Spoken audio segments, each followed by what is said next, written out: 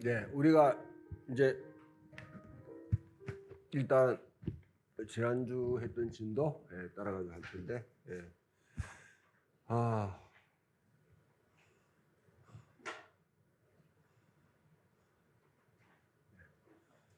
우리 조 목사님 기도 한번 해주시고, 아유 죄송합니다, 드시고 계시는데 천천히. 최복기 목사님, 선교사님 언제 오셨나요? 한국에? 아직? 네.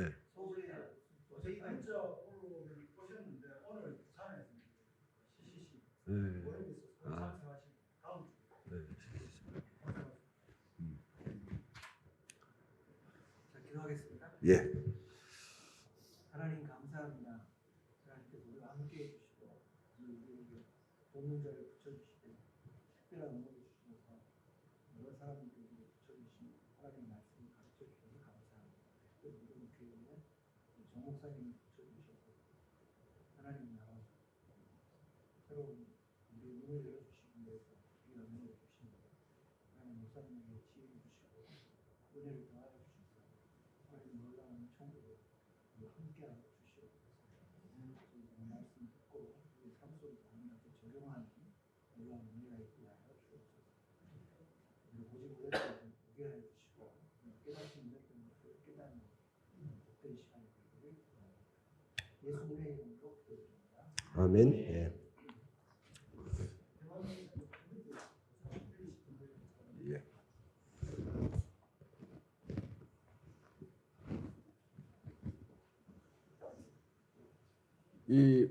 이제 뭐 하나님의 나라에 관해서 예수님에 관해서 이렇게 말씀을 이렇게 이제 가르치다 보면 뭐 가르치고 배우고 하다 보면 학자들도 하나님 나라가 개념이 무엇인지 제대로 못 잡는 사람도 많고요. 많고 목회자들은 그냥 이 개념만 갖고 있지 거의 이제 헤르만 리델보스 썼던 1970년대의 생각 그것만 가지고 있고요. 그 이후로부터 하나님 나라라는 개념 자체가 어떻게 이제 상당히 탐구되어 왔는데 거기에는 별로 주상적인 개념으로만 하나님의 통치다. 하나님의 통치다. 예. 가장 실질적으로 여러분 딱 한 번 이렇게 제가 말씀드리면 앞에도 제가 언급했을 텐데 요세푸스가 하나님 나라를 어떻게 이해했는가? 요세푸스가 보기에는 AD 70년에 예루살렘 성전이 멸망당할 때 그때에 이제 왔던 베스파타니우스라는 황제 자체가 메시아고요. 그 다음에 예루살렘 성전을 하나님 완전히 무너뜨림으로 말미암아 하나님께서 이 유대라는 민족을 로마한테 위탁하셨다. 그 앞에 구약에서 뭐냐면 하나님께서 그 백성들을 바벨론에게 위탁하셨다. 그 70년간의 포로 생활을 이제 일단은 했는데 그 70이라는 숫자는 여러분 항상 상징적인 숫자라는 걸 항상 생각해야 돼요. 실제로 고로새 칙령을 통해서 최초에 유배 갔던 사람이 돌아왔던 시기는 70년이 아니라 그 이전입니다. 그 이전입니다. 요세푸스의 입장에 볼 때 맨 처음에 로마가 유대 땅에 들어올 때 폼페이 장군이 들어왔고 그 폼페이 장군이 보였던 그 행동 자체가 지성소에 들어갔는데 죽지 않고 살아났다. 그 이후로부터 뭐냐면 로마의 통치가 이제 유대 땅에 이렇게 정착돼서 AD 70년까지 갔는데 AD 70년에 결국 이제 이 예루살렘 멸망하는 걸 보고 요세푸스는 하나님의 나라는 하나님의 통치는 로마를 통해서 이루어진다. 그럼 로마의 뭐냐 베스파티누스 황제가 뭐냐 메시아고 자기에게 볼 때. 그 다음에 로마의 통치자체가 하나님 나라가 되는 거예요. 그리고 요세푸스는 자기의 성 자체를 바꿔버립니다. 플라비우스라는 거는 그런 베스파티아누스 황제의 뭐냐면 그 가문의 성이에요. 예. 우리 말은 김씨로 자기가 이제 유대인으로 다른 성이 없었는데 이 베스파티아누스 황제의 성을 자기가 뭐냐면 받아들이게 돼요. 이런 식으로 생각하면 하나님 나라는 당대에 그냥 단순히 죽어서 가는 그런 나라라는 개념이 아니라 당시 유대인들은 바리새파나 사두개파나 열심당원이나 헤롯 당이나 쿨람 공동체 등등은 다 자기 나름대로 자기의 버전의 하나님 나라에 대한 개념을 갖고 있었던 거예요. 그러니까 오늘날 많은 그리스도인들이 하나님 나라에 대한 개념이 없는데 다 있어요. 성경을 읽기 때문에. 대다수의 사람들은 일단은 뭐냐면 예수 믿고 죽으면 천국 간다는 이 개념을 갖고 있어요. 그러니까 피안의 세계로 간다는 거죠. 네. 이 개념은 제가 뒤에 이제 부활에 관한 논의를 통해서 우리가 좀 더 이제 깊이 보겠습니다만은 이거는 헬라 생각, 헬레니즘 생각이에요. 더 깊게 말하면 플라토 사상이에요. 플라토 사상을 우리가 이교도의 사상을 갖다 기독교적인 사상으로 생각하고 있는 거죠. 유대인의 생각에서는 예수 믿고 그러니까 하나님을 믿는 사람들이 죽으면 그냥 다른 하늘나라에 올라간다 하는 생각 자체가 없습니다. 오히려 그들의 부활이라는 개념은 굉장히 혁명적인 교리예요. 이 세상에 혁명이 일어나는 그런 교리입니다. 그럼 지금 살고 있는 사람, 대개 현재 뭐냐면 예수 믿고 죽으면 천국 간다고 하는 사람들이 그 사람들은 이 개념만 갖고는 안 해요. 현실 살아가면서 누구의 지배를 받는가. 요세푸스와 같이 현재 지금을 지배하는 사람들의 통치가 바로 하나님이 이들을 통해 통치한다고 생각해요. 열심히 기도하는 사람들이나 아니면 현실에서 그냥 철저하게 이 세상에 잘 어울려 살아가는 사람들이나 뭔가 바꿔야 되겠다는 좀 진보적인 사람들이나 다 이 세상의 버전에 자기들의 하나님 나라를 갖고 있는 거죠. 하나님 통치하는 거예요. 이런 와중에 진짜 성경적으로 예수님이 이 땅에 선포하셨던 거 하나님 나라를 믿는 우리는 어떻게 살아야 되는가? 그걸 제대로 이제 파악하는 게 하나님 나라를 이해하는 게 가장 중요한 거예요. 유목사님 이런 건 이제 하나님 나라 풀려면 힘들겠죠. 숙제가 그죠? 그런데 그거는 고민을 할 수밖에 없는 상황입니다. 예수님이 선포한 하나님 나라의 개념을 여러분 마태와 마가는 천국이 때가 차면 천국이 가까웠다. 회개하라 천국이 가까웠다. 하나님 나라 가까웠다 했는데 누가는 하나님 나라라는 개념으로 시작하지 않고 누가 4장에 나사렛 선언으로 하나님 나라를 표현한단 말이죠. 나사렛 선언으로. 그래서 그것을 쭉 보게 되면 하나님의 나라에 대한 개념 자체가 누가는 뭐냐면 희년사회가 이 땅에 선포되고 실현되는 걸로 받는 거죠. 주 여호와 여기 내게 임하사 내게 기름 부으시고 가라는 자에게 복음이 선포되게 하라 합니다. 마음이 상한 자를 치유하고 묶인 자를 자유케 하고 억압된 자를 풀어주고 보지 못한 자를 보게 하는데 이 말씀이 내게 임하였다. 바로 하나님의 은혜의 해가 내게 이루어진다. 은혜의 해라는 것은 누가복음서 은혜의 해라는 것은 그냥 여러분 하나님께서 뭐냐면 은혜를 주시는 해가 아니고요. 정확하게 표현하면 하나님께서 받으실 만한 해. 영어 성경을 보면 Lord's acceptable year 이렇게 할 거예요. 하나님께서 받으실 만한 해. 어떤 해가 여러분 하나님이 웃으시면서 받으실 만한 해가 되겠어요. 그 해가 되겠어요. 희년이 딱 선포됐을 때 이런 생각해 보세요. 지금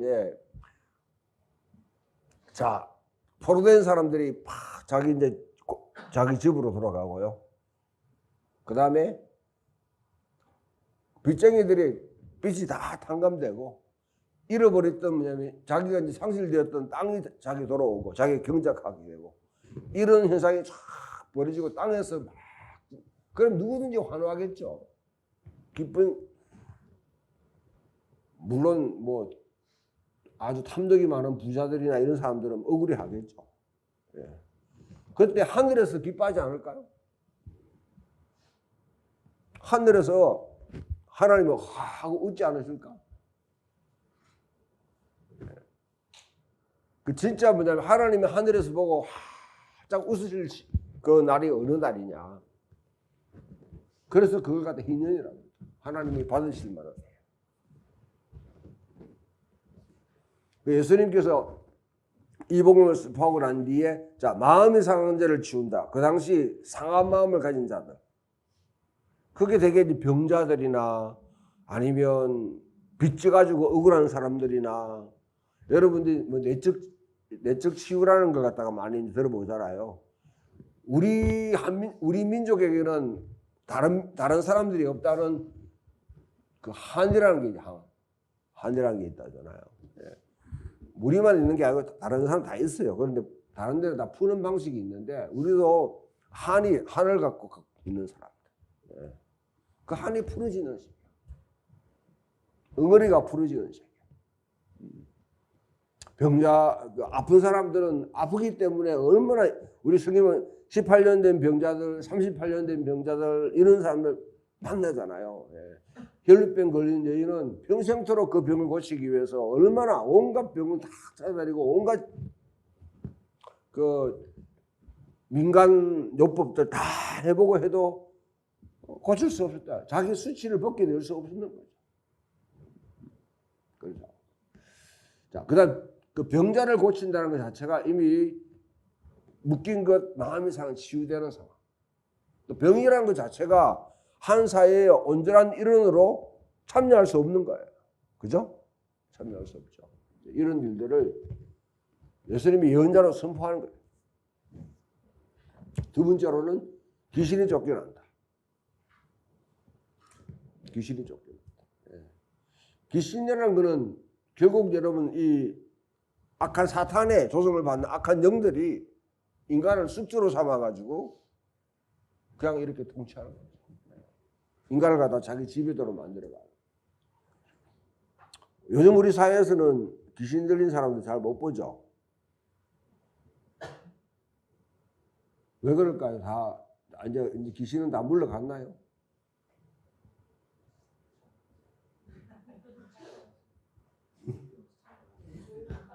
그 요즘은 아예 격리를 시키고 있잖아요. 격리시키니까 없는 것 같은데 요즘도 정신적인 이제 질환 가운데 소위 말하면 이제 이 귀신 들린 사람들이 있습니다.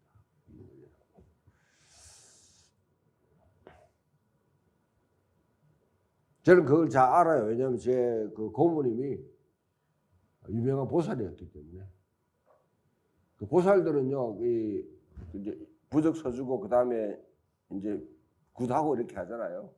하는 것 자체가 그냥 하는 신내림 받거든요. 신내림. 그 장군보살, 아기보살 뭐 이렇게 하지 않습니까? 봉덕동 저기가 옛날에 많았는데 지금도 있는지 모르겠다. 예. 왜 가다 보면 집에다가 이렇게 대나무 막 이렇게 와요. 그런 집 있잖아요. 빨간 거.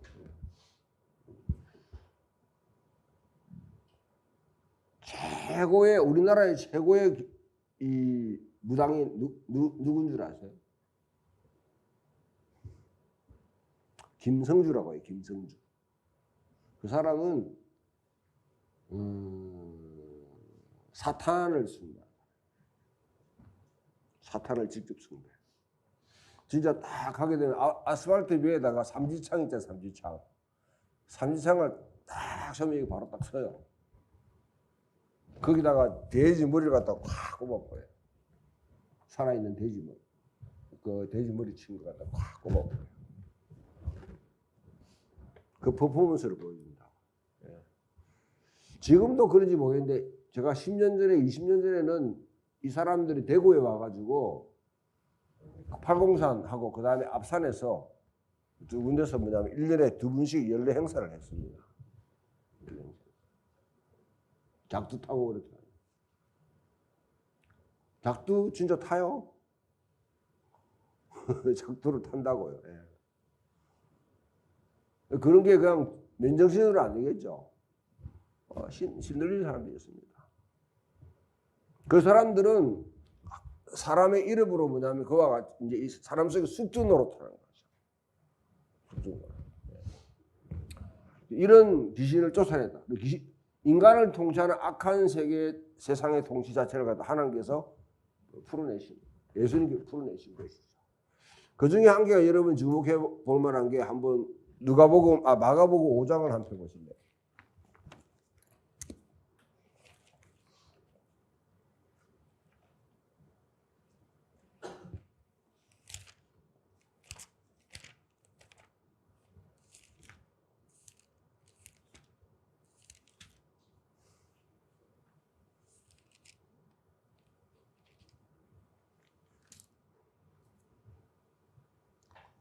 자, 마가복음 5장 1절에서 여러분들 보게 되면 한번 읽어 주실래요?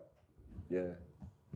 남경희 집사님 크게 읽으세요. 네. 예수께서 바다 건너편 이사이의 지방에 이르러 배에서 나오시매 곧 더러운 귀신 들린 사람이 무덤 사이에서 나와 예수를 만나니라. 그 사람은 무덤 사이에 거처하는데 이제는 아무도 그를 사실로도 뵐 수 없게 되었으니 이는 여러 번 불안과 쇠사슬에 매었어도 쇠사슬을 끊고 불안을 깨뜨렸습니다. 그리하여 아무도 그를 제할 일이 없는지라. 밤낮 무덤 사이에서 산에서나 늘 소리를 지르며 홀로 자기의 몸을 훔치고 있었더라. 그가 멀리서 예수를 보고 달려와 절하며 큰 소리로 부르짖어 이르되 지극히 높으신 하나님의 아들 예수여 나와 당신이 무슨 상관이 있나이까.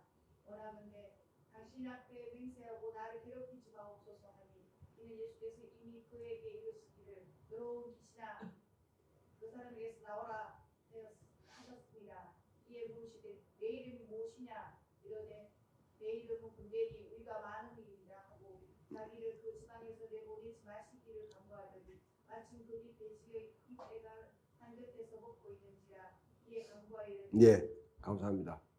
이 광경 보면 여러분 여기에 이제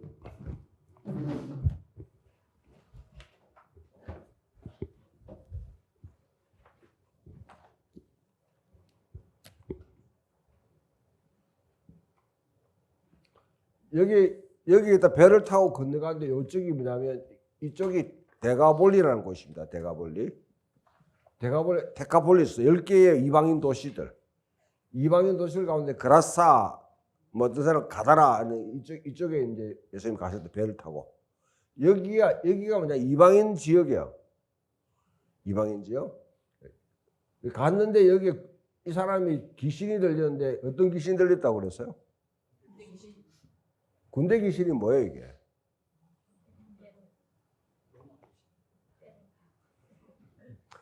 떼거지.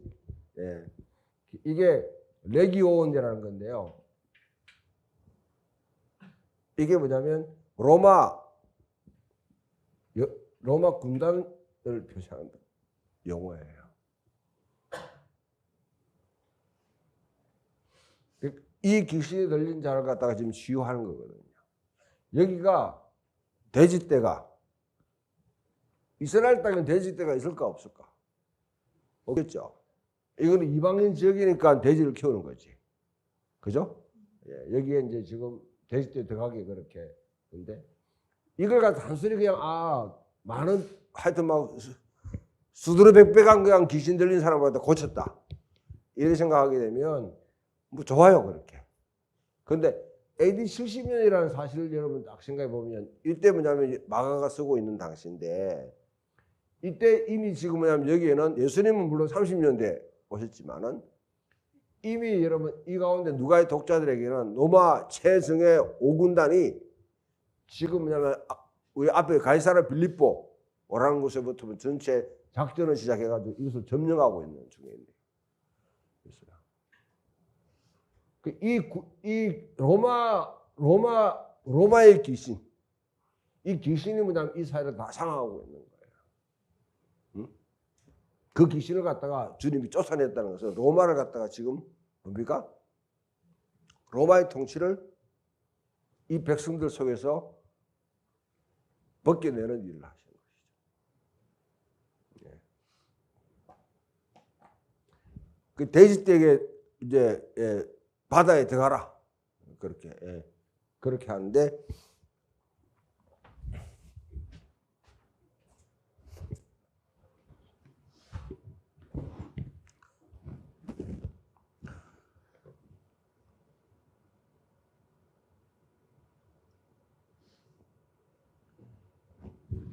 로마를 통치하고 있는 이런 통치 세력에 대해서 예수님께서 실질적으로 그 로마의 배후에는 악한 영이 통치하고 있대요. 사탄이 통치.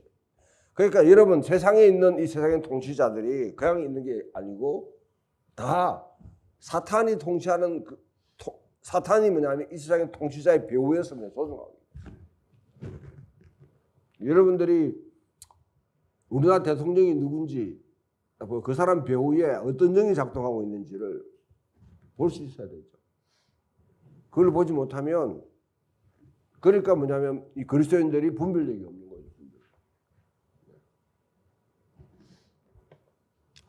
자, 이런 여러분 상황 속에 그 귀신을 쫓아냈다. 귀신이 단순하게 여러분 그냥 우리 귀신 들린 사람을 쫓아내는 그 축사적인 그런 사건일 뿐 아니라 사실은 귀신이 어떻게 작동하는지, 귀신도 뭐냐면 사탄도 여러분 이 전체 우리 한국 전체에 뭐냐면 이 얘를 통치하는 사탄이 있어요. 사탄 쫄개가 있습니다. 지역 그 신이 있어요. 그리고 각 또 경상도, 전라도 이렇게 해가지고 또 대구도 뭐냐면 귀신이 장악하는 순수를 보게 되면 악한 영이 사실은 여러분 이 불교가 들어오기 전까지는 이곳은 그 달구벌 해서 수많은 사람들이 와서 양식을 공급하고 인재가 뭐냐면 양성되고 하는 그런 곳이에요. 이 대구라는 곳이. 이곳에 불교영이 딱 들어올 때 뭐냐면 맨 처음에 여러분 저기 남지정사, 북지정사라고 했습니다. 북지정사는 저기 뭐냐면 팔공산에 지장이라는 여러분 그 팔공산에 그 다음에 한 개는 저 가창 올라가다 보면 남지정사가 있어요. 이 두 개의 영역을 딱 점령하면서 달구벌이 아니라 대구라 되고 대구는 큰 분화구가 됐다는 말이죠. 서라벌이라는 것은 우리 달구벌이라는 것은 땅에 지금 평지의 입장에서 지금 보는 거잖아요. 이 땅에 대구라는 분화구를 본다, 이 분지를 본다는 건 산의 입장에서 보는 것이죠. 산을 통치한 자의 입장에서 대구가 규정되겠죠. 이런 걸 갖다가 영적인 세계를 제대로 좀 파악할 필요가 있죠. 저는 대구라는 이 사회가 왜 이렇게 계속 물론 방공의 이데올로기 속에 사로잡혀 가지고 이렇게 얽매여 있느냐, 매여 있느냐, 영적인 세력에. 그 중에 한 개는 저는 분명히 이 땅에는 아직도 여러분 울부짖고 있는 뭐냐면 부르짖고 있는 이 영들의 뭐냐면 그 부르짖음이 있어요. 우리 왜 원혼을 달랜다 이런 말 있잖아요. 그게 다른 그 무교에 사는 것 같지만은 사실은 억울하게 죽은 자들의 그 목소리가 좀 들리고 있다. 그걸 해결하지 못했어요. 대구는. 그게 대표적으로 한계가 다른 모든 지역에서는 여러분 이 그 거창이라든지 아니면 4.3이라든지 그다음에 저기 김천에 가면 노건리와 같은 이런 곳에 억울하게 죽인 민간인들이 죽임 당한 것에 대한 그 조사가 다 진상 규명이 다 돼가지고 그들을 위해서 어느 정도 이제 그 소위 말하면 이제 뭐 위령비 씌우고 막 그렇게 해놨단 말이죠. 대구는 그게 없어요. 대구 거기 어디냐면 여러분 광산 그 경산에 있는 코발트 광산입니다. 15,000명이 여기하고 지금 여러분 저기 뭐야 대구에 어디 있습니까? 저기 가창 가창댐 있죠. 가창댐 밑에 파보면 저기요. 6.25 당시에 그때 민간인 학살을 당한 사람들이 거기에 시신이 없는 것 같습니다. 내가 거기에 그런 뼈들이 다 묻혀 있는 거죠. 이런 데에 대해서 대구는 아직 규명조차 못해.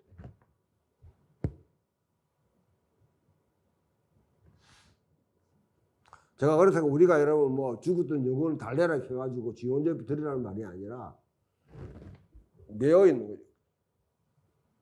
그 사울의 통치 가운데 사울이 죽고 난 뒤에 왜 그 다윗 시대에 비가 막 오지 않았잖아요. 비가. 예? 비가 오지 않았을 때 어떻게 합니까? 왜 비가 오지 않느냐 했을 때 문제가 뭐냐면 사울이 저지른 죄악 때문에 그 억울해 죽었던 사람들의 그 원인이 풀리지 않았다는 거죠. 그 이야기를 듣고 다윗이 그 원인들을 잡아가 처단하고 나니까 비가 내렸다. 이런 영적인 세계에 대해서 우리가 성경만 가지고도 왜 그런 게 여러분 그 필요한지를 갖다가 보여줍니다.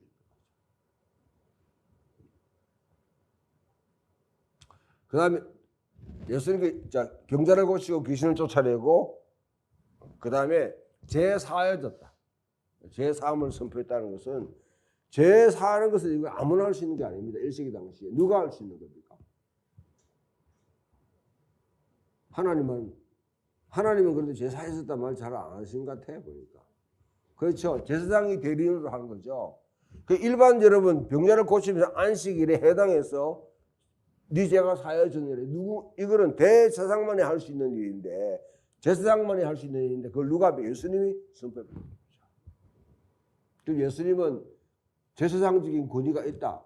아니면 야훼의 권위가 있다. 하나님의 권위, 신적인 권위가 있다는 것을 스스로 지금 드러내는 거예요. 이런 선포를 하시고.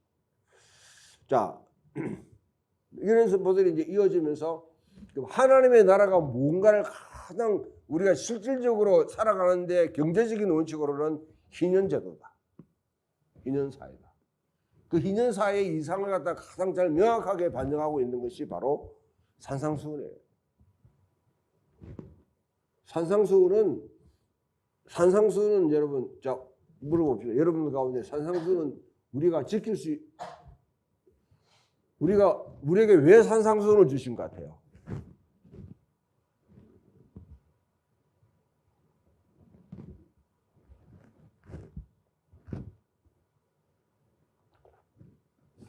말 좀 해보이소.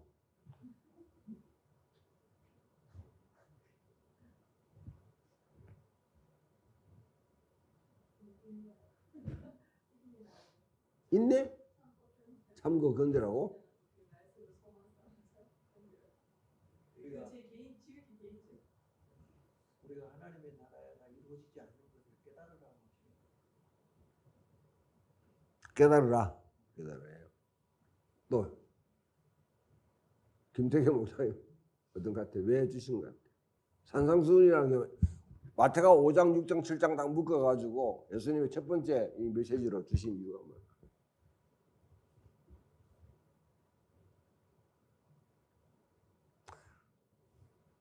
여러분들은 그래도 상당히 좀 진지하게 생각하시네. 이게 학자들한테 손에 딱 맡겨 이게 여기서 윤리를 찾아. 윤리, 기독교 윤리. 예. 이게 기독교 윤리의 하나의 기본적인 요강이다 생각하고. 여러분 산상수훈을 윤리로 받아들이고 살아가려고 하면 이거는 윤리라는 게 뭡니까? 옳은 행동, 그런 행동이잖아요. 그러니까 윤리로 받아들이려면 이거는 뭐냐면 지키기 힘들어요. 현실 세계에서 이거는 뭐냐면 말도 안 되는 이야기죠. 어떻게 원수를 사랑하라. 오른밤 돌리되면 왼밤 돌리고 오래 가자면 심리를 가고 두 벌 오진 사람 한 벌 내어주고 그와 같은 일을 갖다가 어떻게 해요, 여러분?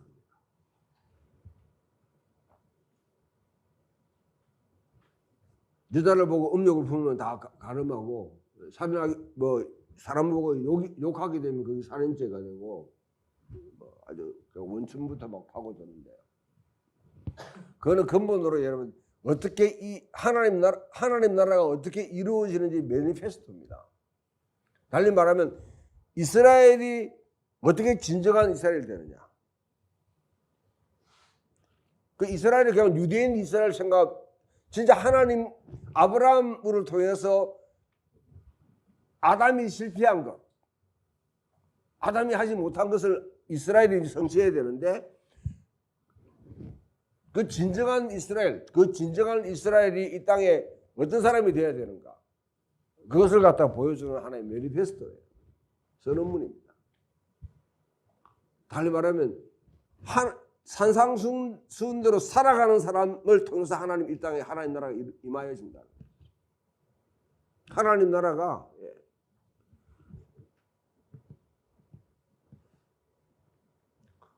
제가 대학부 다닐 때 어떤 친구가 이 하나님 말씀 읽다가 뭐냐면 이 감동받아가지고 그 집에 있는 것들 왜 자기 엄마 아버지 다 있는데 청년이 집에 있는 이불 들고 와가지고 그 밖에 있는 노숙자에다 하나씩 뿌리고 막 이랬는 거야. 집에서 난리 나고 데려와가지고 얘가 미쳤다고 교회 가가지고 성경 읽다가 미쳤다고 뭐 그렇게 해요. 우리 보고 이제 대학부 리더니까 제대로 어떻게 좀 잘 인도해 달라고 하는데 제가 보니까 난 걔가 맞는 것 같아. 그런데 현실 속에서는 그래 살면 미친놈 취급받는 거야. 걔처럼 진짜 여러분 현실적으로 살아가 버리면 이 땅에 그리스도인들이 예수 믿는 사람들이 우리 한국에 한 800명 되잖아요. 지금 이제 많이 줄어가지고 700명 되는 사람들이 진짜 믿는 사람들이 그와 같이 살아가 버리면 세상이 달라지지 않겠어요? 달라지지 않겠어요? 디비지겠죠. 근데 오히려 여러분 지금 한국에 있는 예수 믿는 사람들이 이 세상의 가치, 이 세상의 성공, 이 세상이 말하는 그런 행복, 그걸 갖다 더 많이 뭐냐면 잡으려고 그거 위해서 기도하고 그거 위해서 살아가 예배드리고 종교생활을 하잖아요. 그 세상은 절대로 변할 수가 없고 그런 예수 믿는 사람들이 많으면 많을수록 현재 세상은 더 견고하게 자리 잡을 수밖에 없는 거죠. 그렇다고 여러분 읽고 막 당장 가가지고 집에 있는 재산 다 팔아가지고 막 나눠주고 하면 뭐 감동받으면 하십시오 하는데 그러면 아마 뭐 그 가장 가까이 있는 이 가족들부터 상처를 입을 거예요. 상처 힘듭니다.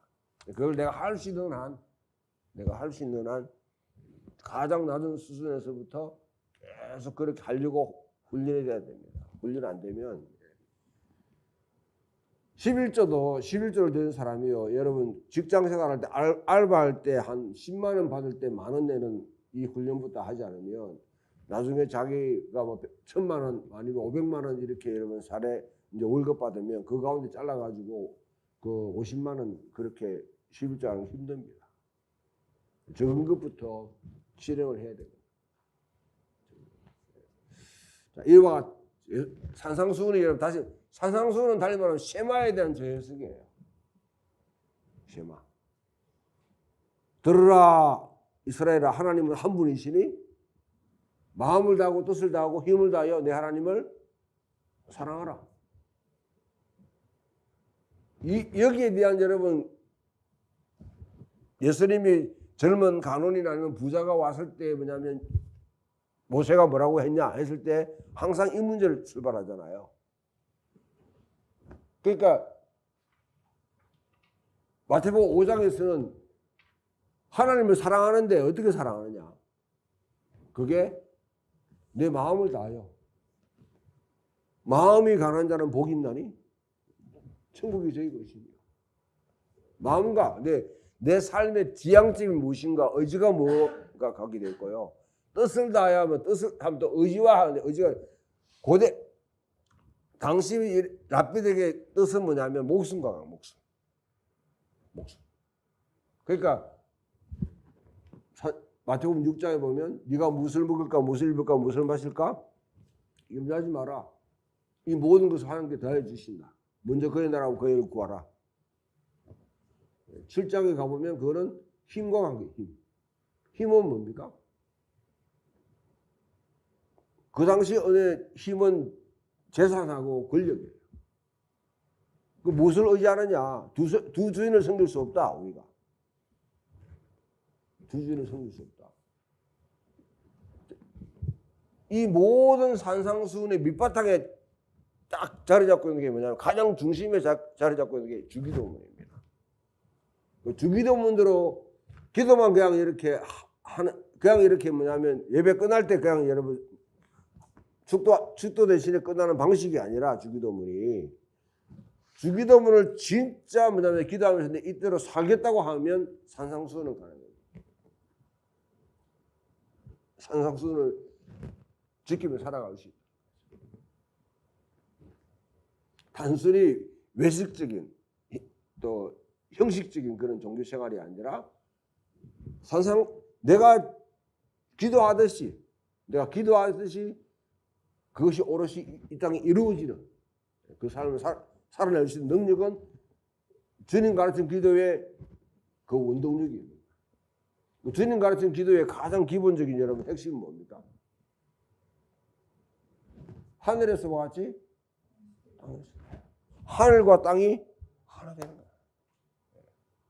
이런 모든 걸 다 가지고 오면 이제 예수님이 예루살렘에 올라가셨는데 이 성전과 맞붙었습니다.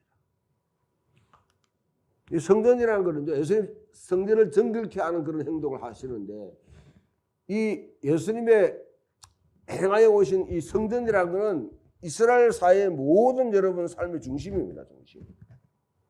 핵심입니다. 정치, 경제, 사회, 문화, 모든 교육, 모든 점에서 뭐냐면 중심을 이루는 거죠. 되게 이제 이게 여기 내가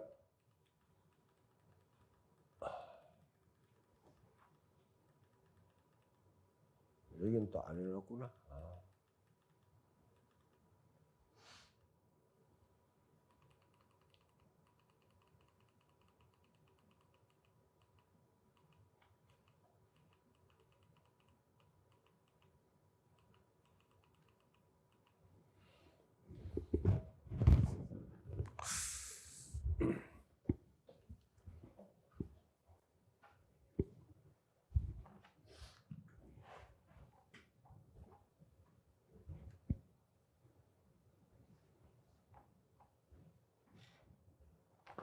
성전에 여러분 예수님이 올라가셨을 때 성전에 마가복음을 보게 되면 예수님의 성전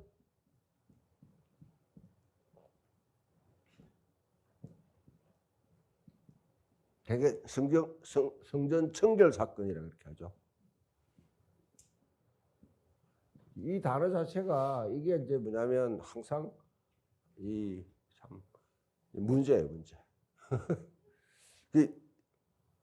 마가복음을 읽어보게 되면 마가복음은 샌드위치 기법이에요. 성전에 올라가기 전에 무화과나무가 있다. 무화과나무가 있는데 예수님이 보고 열매를 구했는데 사실 그것도 예수님이 그 당시 열매를 맺을 시기가 아니에요. 아닌데 올라가 무화과나무가 열매를 맺지 않았다 해가지고 저주해 버렸다. 그런데 갔다 오니까 뭡니까? 무화과나무가 어떻게 됐어요? 말라버렸다. 시들어버렸다.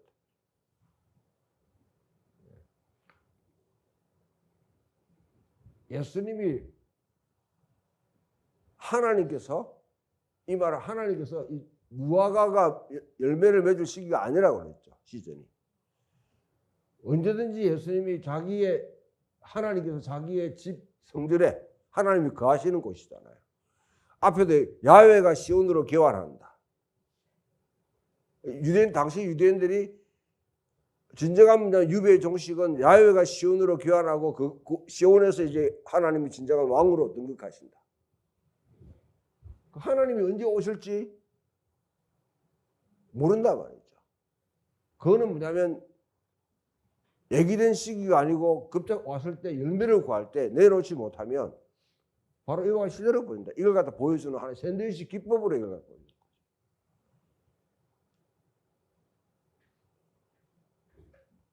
많이 이제 많은 사람들이 오해하고 있는 게 뭐냐면 이게 성전을 청결했다고 그러는데 성전 청결은 예수님이 어디 뭐 청소회사를 운영하십니까? 어떻게 청결을 해요? 큰 빗자루 들고 여러분 성전을 갖다가 그와 같이 뭐 다 설었다 이런 생각하고 자, 이 큰 컴플렉스가 있다고 그러면요. 대개 이제 이쪽 방향에서 이렇게 성전이 이렇게 있으면요. 이렇게 여기가 이제 여기가 성전 구조예요. 성전. 여기가 성전 컴플렉스고 이 주변에는 또 이렇게 이방인들 여기 이제 이스라엘 사람들은 제가 이방인의 들입니다. 여기 이제 솔로몬의 뭐냐면 이 이제 해랑이 있어요. 이곳에서 뭐냐면 소위 장사 매매 행위가 이루어지는 것이죠. 그러면 이 위에 여기에 뭐냐면 안토니아 요새가 있습니다. 이거는 예루살렘에 거주하는 로마 총독의 관저 연결돼 가지고 이 호위병들이 유월절이나 아니면 절기가 되면 이 위에 예루살렘 위에 여기에 쭉 다 보면서 전체를 갖다 다 지금 뭐냐면 혹시 폭동이 일날까 싶어서 이렇게 관찰하겠어요.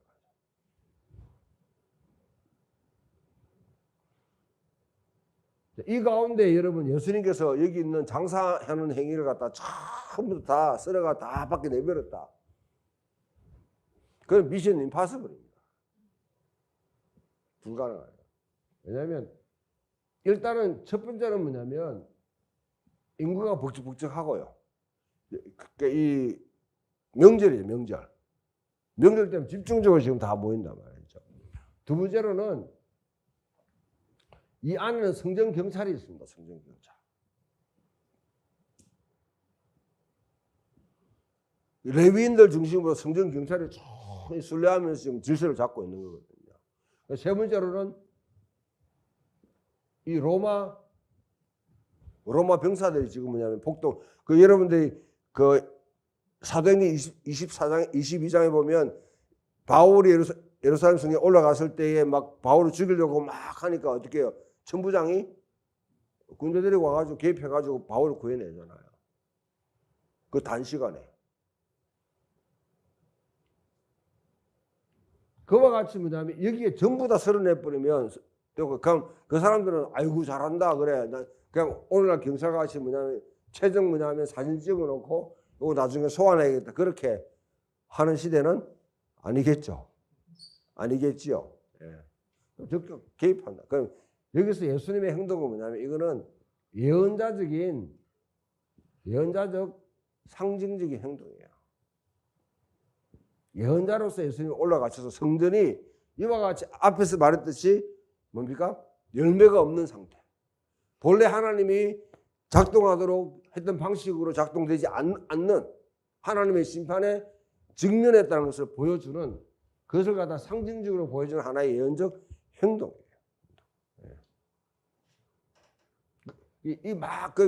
제가 보면 들어와가지고 예수님이 올라가가지고 갑자기 막 상 뒤엎어버리고 동물 쫓아내고 그 다음에 환정상 뒤집어버리고 난 뒤에 군중석으로 그냥 들어가 붙는 거예요. 예수님은 갈릴리에서 온 예언자라는 소문들 이미 입성할 때 보면 막 그와 같이 하셨잖아요, 그죠? 그 이야기만 들어도 사람들이 뭡니까? 상당히 사람들에게 뭐냐면 지금 신망이 있고 어느 정도 의존하는 사람이기 때문에 이런 이제 바리새인들이나 서기관들이나 이 사람 함부로 대할 수 없는 상황. 유대인들은 그 당시 마음 아무데 언제 돌 들 준비가 다 되어 있기 때문에 돈 받아 죽지 않으려면 그렇게 하면 안 되죠. 누가복음 19장 44절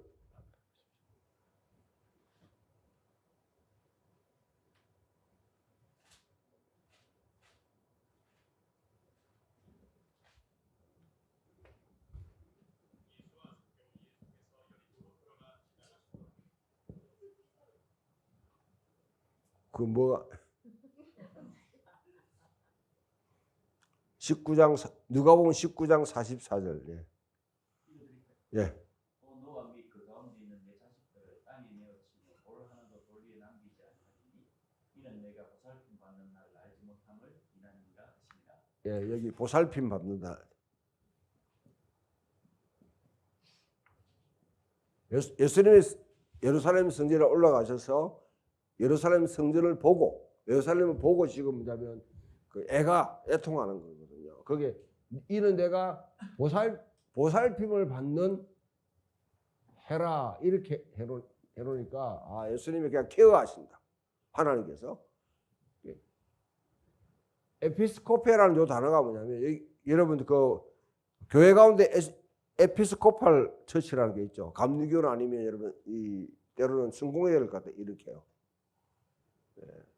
하나님이 그러니까 이 가운데 다 장로교에서 다 오셨죠. 오셨으니까 여러분 목회하면서 누가 총회장이나 노회장이 옵니까? 교회 어떻게 잘 되는 이렇게 감독하러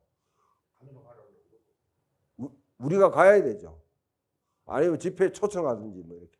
예. 그러니까 이 이제 감리교나 뭐냐면 성공회는 여기 캐톨릭도 마찬가지죠. 한 교구의 전체 뭐냐면 이제 그 교구장이 있어가지고 자기 지역 교회를 돌아본단 말이에요. 예. 그럴 때 이와 같이 하나님께서 방문하신 하나님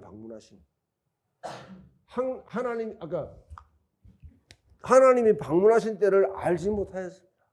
신적인 방문을 알지 못했다. 그런데 예수님의 예언적 사역을 통해서 분명히 하나님이 이 땅에 하나님 나라에 임했다는 말은 하나님이 지금 오셨다는 말이거든요. 자기 삶에 오셨는데 예루살렘은 전혀 그것을 받아들일 준비를 하지 못했다. 이 단어 자체가 여러분 이게 누가복음에 보게 되면 그 야이로의 딸을 갖다 고친다.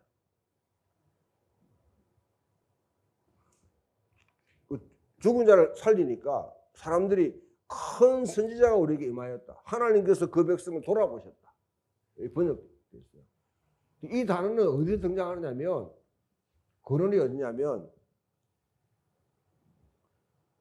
출애굽기 4장에 하나님 백성들이 애굽에서 고통받을 때 그 신음소리를 들으시고 하나님이 그 백성을 돌아보셨다. 방문하셨다는 거예요. 그 하나님이 지금 새로운 출애굽을 일으키기 위해서 지금 예루살렘 방문하셨다.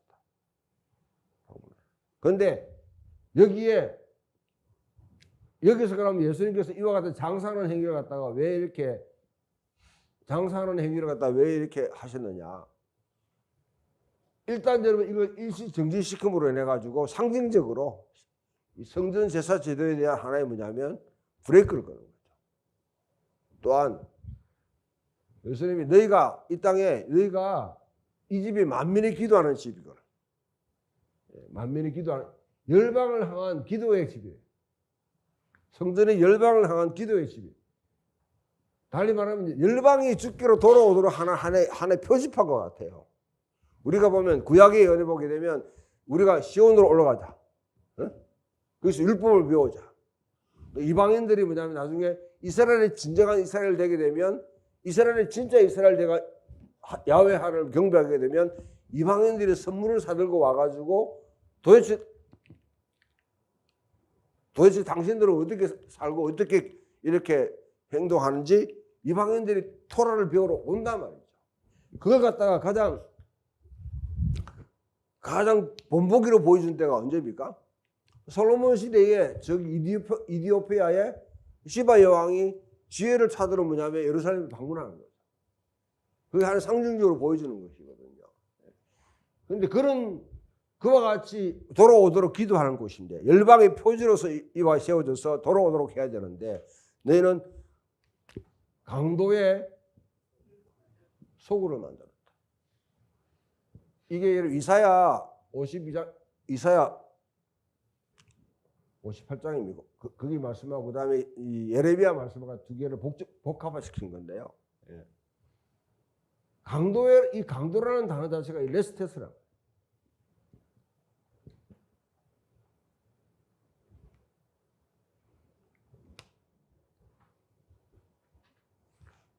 이 강도는 뭐냐면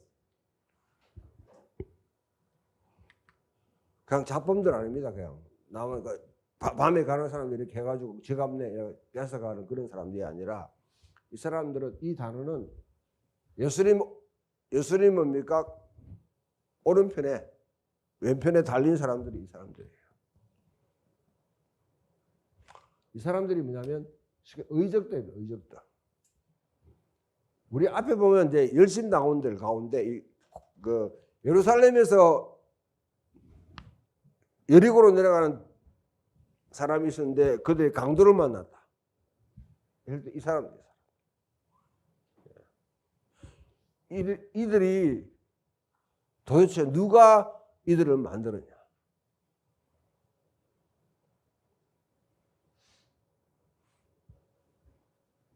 대개 여러분 의적들 우리나라에 보면 홍길동이라든지 장길산 그다음에 저기 뭐 임꺽정 뭐 이런 사람들 저기 청송에서 활동했던 사람이 누구죠?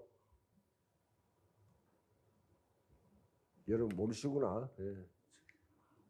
청송에도 의적하는 이런 사람이 나타나는 시기가 어떤 시기예요?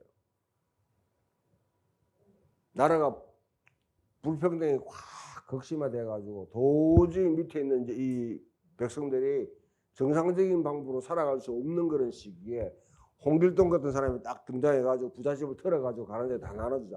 활빈당 해 가지고. 외국 같으면 여러분 조로라든지 아니면 로빈훗 같은 이렇게 있었죠. 이런 것이 등장하는 시대입니다. 그런 시대를 누가 만들었냐? 자,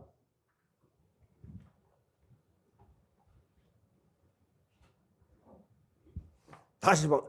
로마의 통치 속에 여러분 로마의 통치하면 딱 드는 게 가이사 아우구스투스가 영을 내려 모든 사람으로 호적하라 했으니 그 말은 호적이라는 말은 세금을 갖다 거두겠다는 말이에요. 세금을 거두는 일이 세금을 정상적인 상황 속에 세금을 낼 수도 있어요. 그런데 세리들은 이미 뭐냐면 세리들을 통해서 대신 이렇게 뭐냐면 세금을 거두기 때문에 세금을 내지 못하면 빚을 내야 돼요.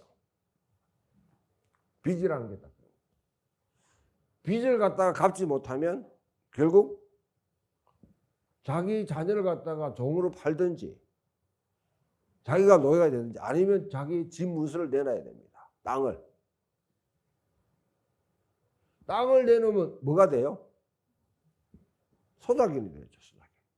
소작을 하게 되죠. 소작으로 살 수 없으면 일일 노동자가 되는 거예요.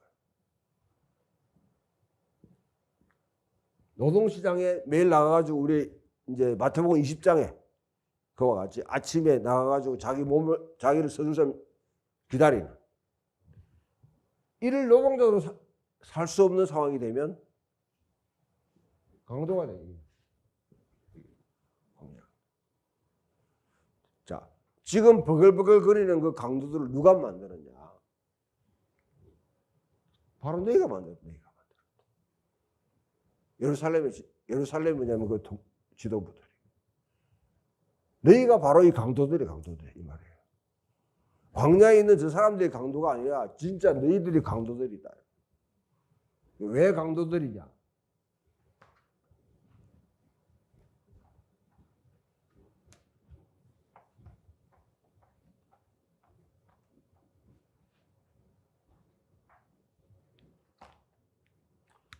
예루살렘으로 여러분, 예루살렘 성전 여러분 첫 번째 수입이 11조. 11조도 이제 각 지역의 제사장들한테 11조를 내면 각 지역 제사장들의 11조 중에 자기들 11조의 11조를 이제 내는 거예요. 그다음에 여러분 제사를 드릴 제사, 제물들. 세 번째 성전세, 하프세겔입니다. 성전세. 모든 남자들은 아주 순수한 은으로 된 하프세겔 해가지고 그것을 내게 되었습니다. 자, 이게 주 수입원이에요. 또 뿐만 아니라 여기서 이제 제사를 드린다. 요거를 위해 가지고 필요한 게 양들이나 아니면 제물들이 있지 않습니까? 근데 제물들이 갈릴리에서 내가 뭐냐면 진짜 하나님께 제사 드린다. 갈릴리에서 그 송아지를 끌고 가면 가다가 송아지가 안 죽겠어요. 사람이 가면 그 일주일 동안 가야 되는데, 예. 가다가 그러고 혹시라도 뭐냐면 옆에 발이 차여가지고 흠이 나면 흠 있는 것은 또 제물을 못 드려. 가다가 제물 여러분 흠 있으면 또 밖으로 가다가 또 갔다가 하다가 이게 말이 안 되잖아요. 저 로마에 있는 사람이 여러분 뭐 이렇게 제사를 드리는데 소를 짊어지고 올 수는 없는 거잖아요. 그러니까 이제 순례객들이 와가지고 예루살렘에 와서 그들이 제물을 갖다 준비하도록 이게 뭐냐면 그런 제사를 하는 특별한 이제 제사장들이 관리하는 이 작업이 생긴 거죠. 제사장 관할에 있는 이런 이제 목장들이 이렇게 생겨서 공급을 한다. 그 다음에 이제 성전세라는 것은 이거는 보통 뭐냐면 도례는 다 그 당시에 황제의 뭐냐면 이와 같은 이제 상이 있기 때문에 다른 로마나 아니면 그 당시 다른 돈으로 된 것이 아니라 성전에 발행하는 이 두로에서 하프 셰겔이 있습니다. 그걸 갖다가 두로 왜냐하면 이게 동전 자체에다가 황제의 화상이 있을 뿐 아니라 또 사실은 이게 뭐냐면 순도가 높지 않아요. 이 황제들이 뭐냐면 소위 말하면 10,000원짜리 발행해 놓고 안에 있는 실제 은의 함량 자체가 66%밖에 안 되고 막 이렇게 막 떨어지는 거예요. 그러니까 이게 불량이잖아. 그걸 다 떼치워버리고 거의 98%의 뭐냐면 순도를 가지고 두로에서 만든 예루살렘 성전에서 발행하는 이걸 환전을 갖다 하게 되었어요. 외국에 나가 보면 환전이라는 게 여러분 얼만큼 참 부당한지 알 겁니다. 예? 달러를 갖다가 여러분 우리 10,000원을 주고 달러를 갖다가 바꿨잖아요. 하나도 안 썼어. 하나도 안 써서 입국할 때 다시 뭐냐면 환전하게 되면 10,000원이 돼야 되잖아요.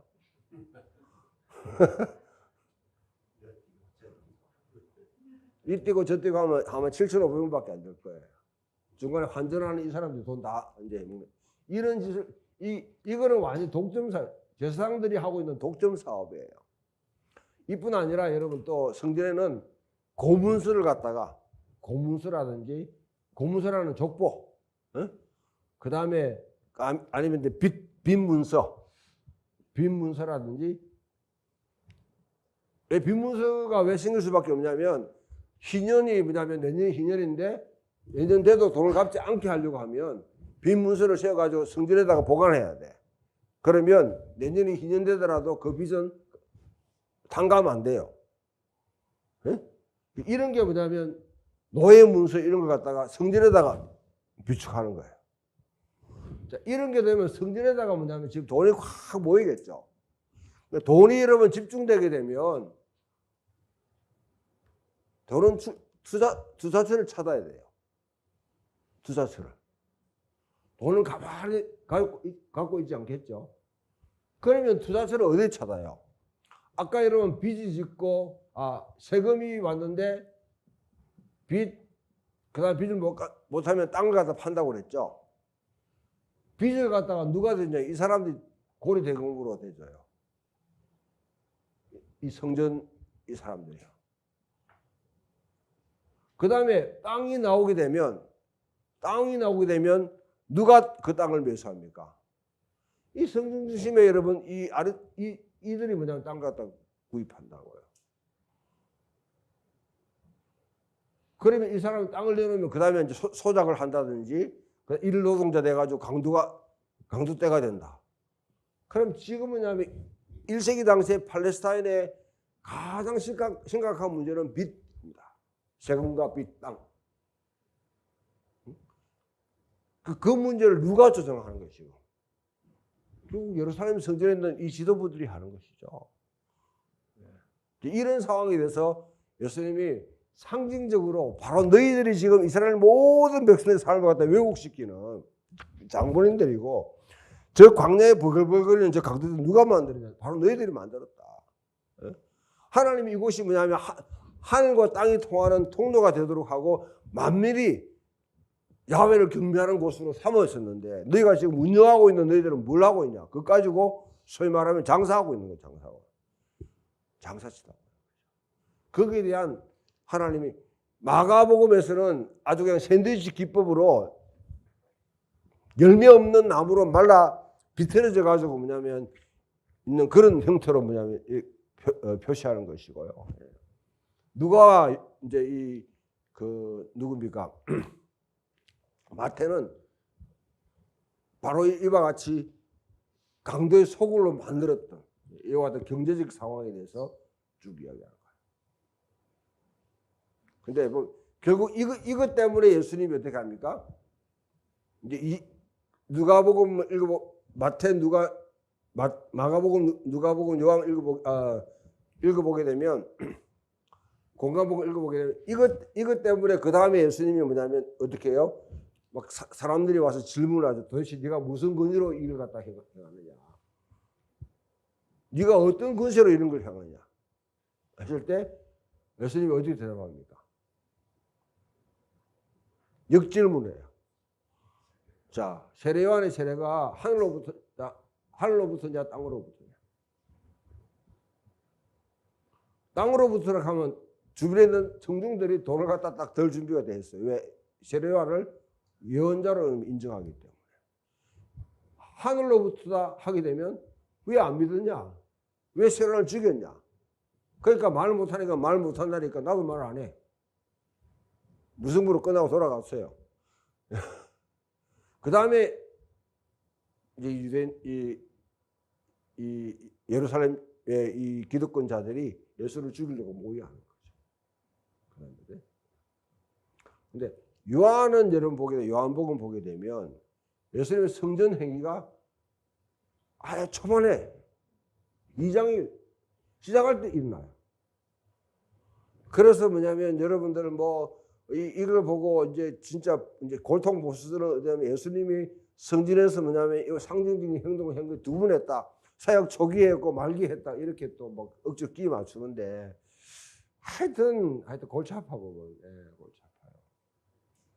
여러분 성경에 있는 요한문이나 요한복음, 누가복음, 마태복음 다 연대기별로 이렇게 한 거 아니에요. 예수님 마태마가 누가 복음서 기자들이 예수님의 일정에 대해서 일기를 쓰는 게 아니잖아요. 하나의 문학적인 작품을 쓰잖아. 이게 뭐냐면 일어난 사건 자체가 뒤바뀔 수도 있는 거예요. 자, 공간복음에서는 예수님이 결국은 예루살렘의 이 리더들한테 잡혀가지고 죽는 것은 성전 활동 때문에 그래요. 근데 요한은 예수님의 궁극적인 뭐냐면 그 십자가의 처형을 당하는 이유를 갖다가 성전 활동으로 보기를 원치 않은 거예요. 그게 하나의 사역의 초점이지만은 어디서 뭐냐면 유대인들이 예수를 죽이려고 작정하냐면 이 가야바를 비롯해가지고 어느 시점이냐면 나사로를 살리는 장면. 나사로가 살아가는 뒤에 가야바와 그 다음에 그 지도부가 예수를 죽여야 된다. 이거 살리면 큰일 난다. 왜? 이 죽은 자를 살렸잖아요. 당대의 사두개인들이나 여러분 대제사장 비롯한 이 집권층은 부활이라는 게 일어나면 큰일 납니다. 왜? 혁명사건이에요, 이거 여러분. 세상에 뒤집히는 일이 일어난다는 것이거든요. 자기들이 지금 누리고 있는 건세와 이 부귀영화 다 지금 뭐냐면 판은 뒤집힐 판이에요. 그러니까 죽은 자를 살린 예수를 얘들이 죽이려고 하는 거죠. 없애려고 하는 거죠. 부활은 일어나면 안 돼요. 그렇게 사두개인들이 부활을 교리를 믿지 않는 이유는 안 믿어서가 아니고 자기는 믿을 수 없어요. 믿으면 자기 다 망해요, 망해. 자기 인생이 망친다고요. 믿을 수 없는 거지. 이런 사건 속에 예수님 성전 활동을 하셨는데 이런 예수님의 활동 자체가 당시 1세기 당시에 성전을 향한 여러 가지 태도들이 다 비교해 볼 때 어느 수준이냐. 딱 바리새파 열심당원들 아니면 다른 예언자들의 활동과 비교해 보면 상당히 이제 예언자적인 메시지인데 이제 그 비교하는 건 여러분 잠시 좀 쉬고 보니까 필요한 것 같아. 좀 쉬고 30분부터 합시다.